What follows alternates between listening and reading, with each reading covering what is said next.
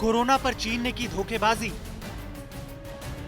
जानकारी होने के बावजूद दुनिया से छिपाई सच्चाई। विश्व स्वास्थ्य संगठन के सलाहकार भी सब कुछ जानकर चुप्पी साधे रहे। कोविड-19 पर चीन और डब्ल्यूएचओ दोनों ने झूठ बोला। ये खुलासा कोई और नहीं बल्कि चीन की वायरोलॉजिस्ट ने किया है। चलिए पहले आपको उस वायरोलॉजिस्ट से मिलवाते हैं।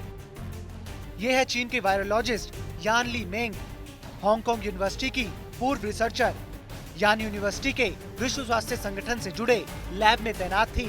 कोरोना के बारे में उनकी जो रिसर्च है उसके खुलासे से उनकी जान को खतरा था, इसलिए उन्हें हांगकांग से भागकर अमेरिका आना पड़ा।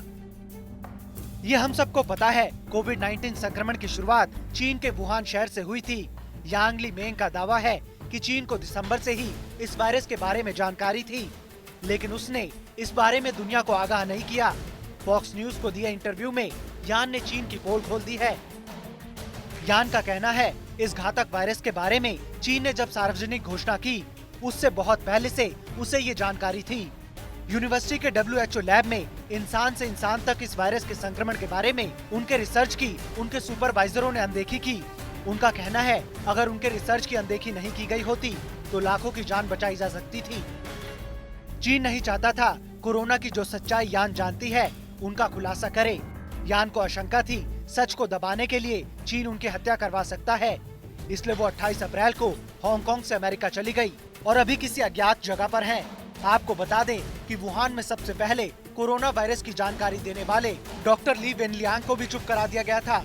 केवल चुप ही नहीं कराया गया बल्कि आधी रात को समन कर उन्हें फटकार लगाई गई थी। बाद में कोरोना से ही इस डॉक्टर की मौत हो गई थी। इससे पहले भी चीन में कोरोना पर खुलासा करने वाले 4 विसल ब्लोअर गायब हो गए थे।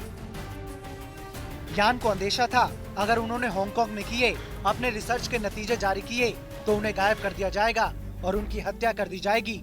उनका कहना था वे अमेरिका इसलिए आई ताकि कोविड-19 पर दुनिया को सच्चाई बता सकें। यान ने जो खुलासा किया है वो चौंकाने वाला है। सरकार के डर से वैज्ञानिकों और डॉक्टरों ने किस तरह लोगों की जान से खिलवाड़ किया वह हैरान करने वाला है। यान के मुताबिक पहले कई चीनी वैज्ञानिकों ने चीन की जनता को इस वायरस के बारे में आगाह किया था, लेकिन बाद में उनका सुर बदल गया। उन्होंने दूसरे वैज्ञानिकों को भी धमकाना शुरू कर दिया और कहा कि इस वायरस को लेकर मुंह ना खोलें। चीन में स्वास्थ्य कर्मियों को मास्क पहनने का निर्देश दे दिया गया, लेकिन वायरस पर चर्चा की मनाही थी। यान ने कहा कि सेंटर फॉर डिसीज कंट्रोल यानी सीडीसी ने कुछ आंकड़े उन्हें मुहैया कराए, जिससे उन्हें पहली बार में ये पता चल गया कि ये वायरस इंसान से इंसान में फैल रहा है। लेकिन जब उन्होंने 16 जनवरी को अपने सुपरवाइजर को ये रिपोर्ट दी तो उन्हें चेतावनी दी गई कि वह इस बारे में चुप रहें। चुप केवल चीन ही नहीं था बल्कि विश्व स्वास्थ्य संगठन भी कटघरे में है। यान का दावा है डब्ल्यूएचओ के सलाहकार मलिक पेरिस को भी इसके बारे में जानकारी थी, लेकिन उन्होंने कोई एक्शन नहीं लिया। मलिक हाल तक डब्ल्यूएचओ से जुड़े लैब के डायरेक्टर थे। 3 जुलाई को उन्हें अपने पद से इस्तीफा देना पड़ा। यान के खुलासे से चीन के झूठ की पोल खुल गई है। चीन लगातार ये दावा करता रहा कि उसने कोई जानकारी नहीं छिपाई। साथ ही डब्ल्यूएचओ पर जो आरोप लगे हैं वो भी सच लग रहे हैं। हालांकि अमेरिका में स्थित चीनी दूतावास ने यान के इन आरोपों को खारिज किया है। खारिज करने का ये खेल तो चीन महीनों से कर रहा है, लेकिन उसके झूठ के कई सबूतों में से एक सबूत ये भी जुड़ गया है।